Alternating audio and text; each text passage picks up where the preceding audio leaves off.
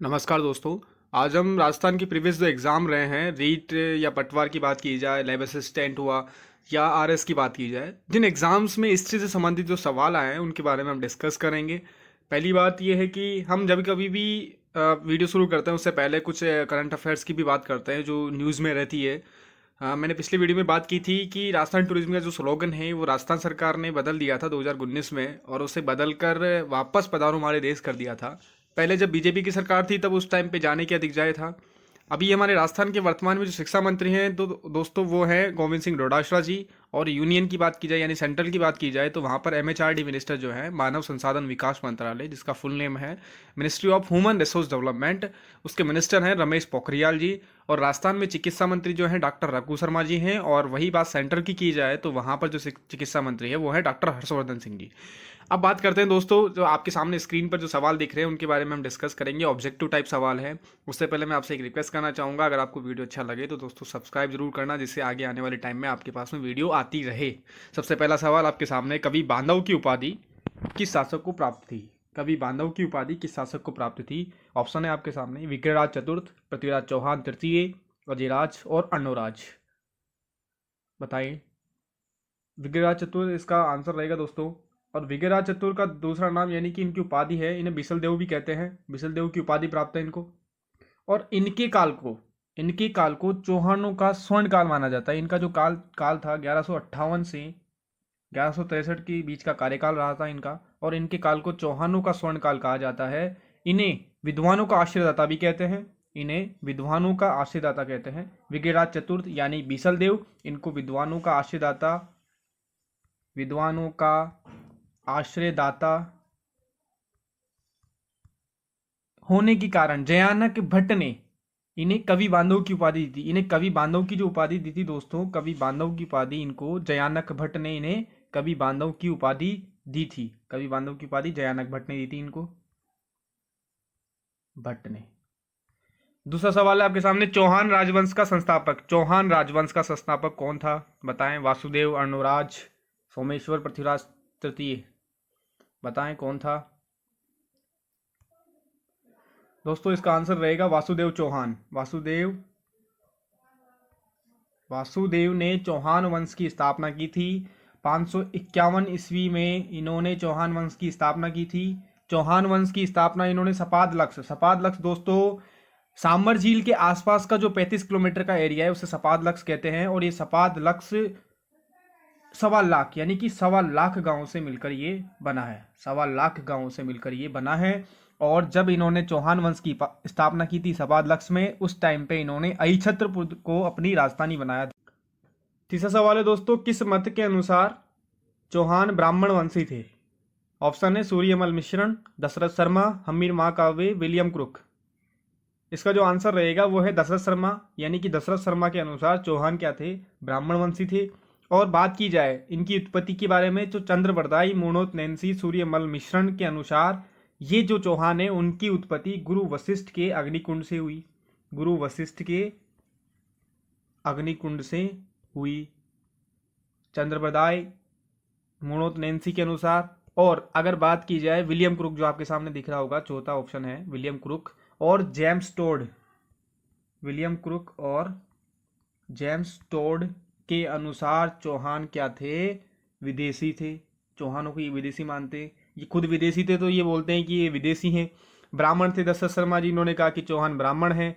William crook ने कहा चौहान विदेशी हैं। और सूर्यवंशी किसने कहा? सूर्यवंशी कहा हम्मीर महाकाव्य, सूर्यमल मिश्रण, इन्होंने कहा कि चौहान क्या हैं? सूर्यवंशी हैं। चौथा सवाल है आपके सामने, हम्मीर ने सुल्तान अलाउद्दीन खिलजी के किस विद्रोही सेनापति को रणथंबोर दुर्ग में शरण दी थी? अमीर खां, मीर अलाबंदे खां, मीर जुबेर खां, मीर मोहम्मद शाह। देखो हम्मीर जो थे, हम्मीर देव चौहान ये रणथंबोर के शासक थे। इन्होंने अलाउद्दीन खिलजी के एक मतलब दुश्मन जिसको बोल सकते हैं, विद्रोही जिसको बोल सकते हैं, उनको शरण दी थी। बताए नाम। इसका आंसर है मीर मोहम्मद शाह। मीर मोहम्मद शाह को इन्होंने शरण दी थी। ये पटवारी में भी आया हुआ है 2015 में। देखो क्या था इनके बीच में, क्यों विद्रोही था? अलाउद्दीन खिलजी की बेगम थी चिमना। अलाउद्दीन खिलजी की बेगम थी चिमना। और चिमना का मीर मोहम्मद शाह के साथ में क्या था, चक्कर था, लड़की का चक्कर बाबू भैया। यहाँ पर मीर मोहम्मद शाह का चक्कर था, और चक्कर की वजह से क्या था कि ये दोनों अलाउद्दीन खिलजी को मारना चाहते थे, परंतु अलाउद्दीन खिलजी को पता लग गया था, और इस वजह से ये मीर मोहम्मद शाह कहाँ जाके मतलब शरण लिया इसने, हम्मीर देव के पास जाकर इसने शरण ली थी। और यही हम्मीर देव की सबसे पहला कारण यही था कि इसके ऊपर, रणथंभौर के ऊपर बाद में अलाउद्दीन खिलजी ने क्या किया था, आक्रमण किया था। जलालुद्दीन खिलजी का बदला भी लेना चाहता था। और हम्मीर देव क्या है, इनको हटी हम्मीर भी कहते हैं इन्हें। हम्मीर देव चौहान को क्या कहते हैं, हटी हम्मीर, यानी कि जो हट कर लेते थे उसको नहीं मान, मतलब हट करने के बाद में मानते नहीं थे, कि अपने आप की भी नहीं सुनना, वो वाली कहावत है अक्षय कुमार की तरह। और दूसरी बात की जाए, इन्होंने कर देने से भी मना कर दिया था, हम्मीर देव चौहान ने क्या है, कर देने से मना कर दिया था। तो ये भी एक कारण रहा था, अलाउद्दीन खिलजी ने रणथंभौर पर आक्रमण किया था। रणथंभौर की विजय के उपरांत अलाउद्दीन खिलजी ने इस दुर्ग को किसके अधिकार में सौंपा। दोस्तों ऑप्शन है उमर खां, अकात खां, नुसरत खां और उलुग खां। उमर खां, अकात खां, नुसरत खां और उलुग खां। रणथंभौर की विजय के उपरांत अलाउद्दीन खिलजी ने इस दुर्ग को किसके अधिकार में सौंपा। जब अलाउद्दीन खिलजी ने रणथंभौर पर आक्रमण किया, उसके बाद इसने अपने सेनापति उलुग खां को ये जो रणथंभौर था, रणथंभौर का दुर्ग था, उस पर अधिकार सौंप दिया था। इसके सेनापति थे, अलाउद्दीन खिलजी के दो सेनापति थे, नुसरत खां और उलुग खां। नुसरत खां दोस्तों मारा गया था, उसके बाद उलुग खां को इसने ये दुर्ग सौंपा था। ये जो युद्ध था रणथंभौर का 1301 ईस्वी में हम्मीर देव चौहान व अलाउद्दीन खिलजी के साथ हुआ था। इस दुर्ग की सबसे बड़ी बात आती है कि यहाँ पर राजस्थान का प्रथम जल जौहर रानी रंगदेवी हम्मीर देव चौहान की धर्म पत्नी थी, रानी रंगदेवी के द्वारा हुआ। और राजस्थान का प्रथम साका भी यही हुआ था, रणथंभौर में ही हुआ था। राजस्थान का प्रथम साका का मतलब केसरिया प्लस जौहर जो होता है उसको साका कहते हैं। राजस्थान का प्रथम साका, राजस्थान का प्रथम जल जौहर, दोनों रणथंभौर में हुए थे 1301 ईस्वी में। ध्यान देना इस बात पे। केसरिया वो होता है कि युद्ध में केसरिया पगड़ी पहनते हुए वीर गति को प्राप्त हो जाना। जब शासक को लगता है कि अब हम युद्ध नहीं जीत रहे हैं, तब वो केसरिया पगड़ी पहन के युद्ध भूमि में उतरते हैं, और युद्ध भूमि में वीर गति को प्राप्त हो जाने के बाद में ये साका कहलाता है। केसरिया प्लस जौहर दोनों एक साथ होते हैं, उसको साका कहते हैं। राजस्थान का प्रथम साका यहाँ पर हुआ था। छठा सवाल आपके सामने, किस चौहान शासक ने अजमेर को सबसे पहले अपनी राजधानी बनाया। किस चौहान शासक ने सबसे पहले अजमेर को अपनी राजधानी बनाया। ऑप्शन नंबर ए पृथ्वीराज प्रथम, अजयराज, पृथ्वीराज तृतीय, विग्रहराज। इसका जो आंसर है दोस्तों अजयराज। देखो यहाँ पर अजय आ रहा है शुरुआत में, तो अजयराज ने अजमेर की स्थापना की। अजयमेरू 1113 ईस्वी में अजयराज ने अजमेर की स्थापना करके अजमेर को क्या बनाई, अपनी राजधानी बनाई थी दोस्तों। अजमेर को अपनी राजधानी बनाई थी। और अजयमेरू दुर्ग जो है उसको दोस्तों गढ़बीठली भी कहते हैं। गढ़बीठली इसका प्राचीन नाम है, गढ़बीठली। और जो इसका नया नाम जो पड़ा था पृथ्वीराज सिसोदिया, यानी उड़ना राजकुमार की पत्नी थी तारा देवी, जो रूठ गई थी, इसका नाम जो पड़ा था, इसका नाम तारागढ़ भी है। और घुंगरा घाटी इसलिए पड़ा था, तारा का जो घुंघरू है, तारा का घुंघरू गिर जाने के बाद घाटी को घुंगरा घाटी नाम पड़ा, घुंगरा घाटी। और यही घुंगरा घाटी पर आरपीएससी का मुख्यालय भी स्थित है। आरपीएससी बड़ा मतलब इससे लगा हुआ है, आरपीएससी 2010 टीचर में ये सवाल आया हुआ है दोस्तों। नेक्स्ट क्वेश्चन है, गुवक सिंह किस वंश का शासक था। चहामान वंश, कछवा वंश, पृथियार वंश और हाड़ा वंश। दोस्तों गुवक चौहान यानी कि गुवक चौहान जो है वो चहामान वंश का शासक था। जालौर को जीतकर अलाउद्दीन खिलजी ने झालोर का नाम रखा। जालौर को जीतकर अलाउद्दीन खिलजी ने झालोर का नाम जो था जलालाबाद रखा था। खिरजाबाद जो रखा था। चित्तौड़गढ़ दुर्ग को जीतकर, चित्तौड़गढ़ दुर्ग रावल रतन सिंह वहाँ के शासक थे। रानी पद्मिनी के मतलब उनसे प्रेम हो गया था इनको, अलाउद्दीन खिलजी को, तब आक्रमण किया था, तो उस टाइम पे खिरजाबाद रखा था इन्होंने। इनका पुत्र था खिज्र खां, अलाउद्दीन खिलजी का पुत्र था खिज्र खां, तो उसके पुत्र के नाम पर ही रखा था खिरजाबाद, चित्तौड़गढ़। इसका ऑप्शन ए आंसर रहेगा। सलेमाबाद आपको याद होगा, सलेमाबाद निम्बार्क संप्रदाय की पीठ, सलेमाबाद अजमेर में है। ठीक है। संस्कृत महाविद्यालय या अढ़ाई दिन का झोपड़ा निर्माण किस शासक ने करवाया? संस्कृत महाविद्यालय या अढ़ाई दिन का झोपड़ा, ये बिसलदेव विग्रह चतुर्थ ने ही करवाया था दोस्तों। सबसे पहले इसके ऊपर संस्कृत विद्यालय का ही निर्माण कराया गया था, इसे तोड़कर वापस अढ़ाई दिन का झोपड़ा यानी कि 2.5 दिन में इसका निर्माण हो गया था। राजस्थान का प्रथम शाखा कब हुआ, कहाँ हुआ? राजस्थान का प्रथम शाखा 1301 ईस्वी में हुआ। कहाँ हुआ? रणथंभौर में हुआ था। पता ही है आपको, अभी ऊपर डिस्कस किया था हमने। रानी रंगदेवी और हमीरदेव चौहान। चित्तौड़गढ़ में मेवाड़ का प्रथम शाखा कहाँ हुआ था? चित्तौड़गढ़ में। जालोर का प्रथम शाखा सिवाना दुर्ग। ठीक है। अब आती है वन लाइन क्वेश्चंस की बात करते हैं। प्रथम खिलजी सुल्तान जिन्होंने रणथंभौर दुर्ग पर आक्रमण किया, जलालुद्दीन खिलजी ने आक्रमण किया था। इन्होंने आक्रमण करके जाइन दुर्ग पर कब्जा भी किया था। जाइन दुर्ग पर इन्होंने कब्जा कर लिया था। 1290 ईस्वी की बात है ये। 1301 ईस्वी में तो अलाउद्दीन खिलजी ने आक्रमण किया था रणथंभौर पर। अलाउद्दीन खिलजी ने 1301 ईस्वी में 10 साल बाद, और 1290 में इन्होंने किया था जलालुद्दीन खिलजी ने। सबसे पहला आक्रमण था खिलजी वंश का रणथंभौर पर। और इसके बाद ये चाह रहा था कि 1291 में इसने फिर आक्रमण किया था उस टाइम पे कि रणथंभौर पर ये आक्रमण करना चाह रहा था। रणथंभौर पर आक्रमण करना चाह रहा था, परंतु ये 2 बार असफल रहा। ये रणथंभौर पर आक्रमण करके ये उसको लेना चाहता था, परंतु 2 बार असफल रहा। और फिर जब कहते हैं ना कि लोमड़ी के हाथ अंगूर नहीं आए तो अंगूर खट्टे हैं, परंतु सफल नहीं हुआ। और इसने क्या कहा फिर, ऐसे 10 दुर्गों को मैं मुसलमान के एक बाल के बराबर भी नहीं समझता। देख रहे हो आप, अंगूर हाथ नहीं आए तो अंगूर खट्टे हैं। जोधपुर की स्थापना कब हुई? जोधपुर की स्थापना 1459 में राव जोधा के द्वारा। जोधपुर की स्थापना 1459 में। देखो राव जोधा, पीछे नाम आ रहा है जोधा। जोधा ने किसकी स्थापना की? जोधपुर की।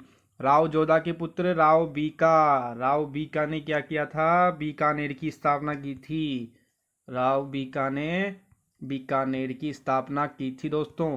और देखो, आपको देखो एक चीज मैं बताता हूँ, 1459 में अगर इसने किया तो आपको देखो याद रहा कि जोधपुर का स्थापना दिवस 1459, यानी कि स्थापना 1459 में हुई, तो इसका कार्यकाल कहाँ होगा? राव जोधा का कार्यकाल भी आपके दिमाग में आ जाएगा कि 1459 के आसपास इसका कार्यकाल रहेगा। ठीक है। अगला सवाल है कालीबंगा का शाब्दिक अर्थ कहाँ है, और शाब्दिक अर्थ क्या है, और कालीबंगा की खोज किसने की थी? देखो दोस्तों, कालीबंगा का शाब्दिक अर्थ है काली चूड़ियां। और आपको पता है कि कालीबंगा सरस्वती नदी के किनारे स्थित सभ्यता है। देखो, सभ्यताएं ज़्यादातर रही है वो सब नदी के किनारे रही है, क्योंकि सभी लोग चाहते हैं कि वर्तमान में पानी की सबसे ज़्यादा, वर्तमान की क्या कभी भी देखी जाए तो पानी सबसे ज़्यादा अमूल्य होता है, मूल्यवान है, मतलब जिसका कोई मोल नहीं है, बहुत ज़्यादा मतलब ज़रूरी चीज़ है ये तो हमारे लिए। और हनुमानगढ़ में जो है कालीबंगा की खोज, हनुमानगढ़ में स्थित थी ये सभ्यता। इसकी खोज किसने की थी? अमलानंद घोष ने इसकी खोज की थी दोस्तों। और बीके थापड़, यानी कि बीके थापड़ और बीबी लाल ने 1961 में इसकी खुदाई करवाई थी। और इसकी खोज अमलानंद घोष ने जब की थी, वो कौन सा सन था? वो था 1951 ईस्वी में इसने खोज की थी। महाराणा प्रताप ने कितने वर्षों तक राज किया? दोस्तों, महाराणा प्रताप ने 24 वर्षों तक राज किया था। कितने वर्षों तक? 24 वर्षों तक इन्होंने राज किया था। और इनका कार्यकाल 1597 ईस्वी तक इनका कार्यकाल रहा। चित्तौड़ का राणा रतन सिंह किस वंश से थे? ये राणा रतन सिंह जो आते हैं, जिनका इतिहास था चित्तौड़गढ़ का, रानी पद्मिनी थी इनकी, और अलाउद्दीन खिलजी के साथ इन्होंने युद्ध किया था। गुहिल वंश, इनका संबंध किससे आता है? गुहिल वंश से इनका संबंध आता है। कानड़देव चौहान कहाँ के शासक थे? कानड़देव चौहान जालोर के शासक थे दोस्तों। कानड़देव चौहान जालोर के शासक थे। इन्होंने भी किससे युद्ध किया था? अलाउद्दीन खिलजी से, और इनको पराजय मिली थी उसमें। यानी कि अलाउद्दीन खिलजी कोई युद्ध हारे ही नहीं किसी से। जालोर पर आक्रमण किया, जालोर जीता। सिवाना पर आक्रमण किया, सिवाना जीता। सिवाना दुर्ग पर आक्रमण किया था इन्होंने जालोर जीतने के लिए। तो 1308 ईस्वी में पहले सिवाना दुर्ग पर कब्जा किया, 1311 ईस्वी में जालोर दुर्ग पर आक्रमण किया था, और 1301 ईस्वी में रणथंभौर पर आक्रमण किया था जब हमीरदेव चौहान वहाँ के शासक थे। उसके बाद इन्होंने 1303 में चित्तौड़गढ़ पर आक्रमण किया था जब वहाँ के शासक रावल रतन सिंह थे। चारों युद्ध इन्होंने जीते थे। ये बात याद रखना, चारों युद्ध इन्होंने जीते थे। जल महल में कितनी मंजिलें हैं दोस्तों? जल महल जो है वो जयपुर है, जयपुर में स्थित है। ये मानसागर झील के बीचों बीच स्थित है। जल महल जो है मानसागर झील जो है उसके बीचों बीच स्थित है। और ये जयसिंह ने बनवाई थी, सवाई जयसिंह। देखो आपको पता है जयपुर के जितने भी शासक हुए हैं कछवाहा वंश के, उनके सवाई की उपाधि रहती है। आपको सबको पता होगा जयपुर के जो भी शासक है, ढूंढाड़ जिसके आसपास के क्षेत्र को ढूंढाड़ कहा जाता था। जल महल में 5 मंजिलें हैं दोस्तों। 4 मंजिल तो इसकी हमेशा आपको दिखी होगी, पानी के नीचे ही दिखती है। अपन जब भी जाते हैं तो अपने को दिखता है कि एक ही मंजिल का बना हुआ है वो, जबकि इसमें 5 मंजिल है। 4 मंजिल जो है पानी के नीचे बनी हुई है और 1 मंजिल आपको ऊपर दिखाई देगी। चित्तौड़गढ़ के विजय स्तंभ के निर्माता कौन है दोस्तों? चित्तौड़गढ़ के जो निर्माता है वो है, विजय स्तंभ के जो निर्माता है वो है राणा कुंभा। मेवाड़ के शासकों के महाराणा राणा की उपाधि रहती है, आप सभी को पता होगा। ठीक है, चित्तौड़गढ़ का विजय स्तंभ किसने बनाया था? राणा कुंभा ने। और राणा कुंभा के पास में 32 दुर्ग थे। कितने दुर्ग थे? 32 दुर्ग, यानी कि चित्तौड़गढ़ के 84 दुर्गों में से इनके पास में कितने? 32 दुर्ग थे। इन्हें गिरी दुर्गों यानी कि दुर्गों का स्वामी कहा जाता था इनको, राणा कुंभा को। अभिनव भट्टाचार्य, देखो अभिनव भट्टाचार्य की उपाधि किसे हासिल थी? राणा कुंभा की। अभिनव भट्टाचार्य क्यों कहते थे इन्हें? कि इनको संगीत में अद्भुत ज्ञान था। राणा कुंभा को संगीत में अद्भुत ज्ञान था, इसलिए इन्हें अभिनव भट्टाचार्य की उपाधि थी। इन्हें हाल गुरु यानी कि गिरि दुर्गों का स्वामी थे, इसलिए हाल गुरु कहते थे। छाप गुरु, छापामार पद्धति में विख्यात थे। और इन्होंने सारंगपुर का युद्ध, यानी कि राणा कुंभा ने कब विजय स्तंभ का निर्माण करवाया था? सारंगपुर का युद्ध लड़ा था 1436 ईस्वी में खिलजी के साथ में, महमूद खिलजी के साथ में सारंगपुर का युद्ध लड़ा था, जिसमें राणा कुंभा जीते थे। और इन्होंने जीत के उपलक्ष्य में विजय स्तंभ का निर्माण कराया था। तो ये थी आज की चर्चा हमारी। नेक्स्ट वीडियो हम डिस्कस करेंगे आगे। बहुत बहुत धन्यवाद देखने के लिए और सब्सक्राइब जरूर करें दोस्तों। Thank you very much.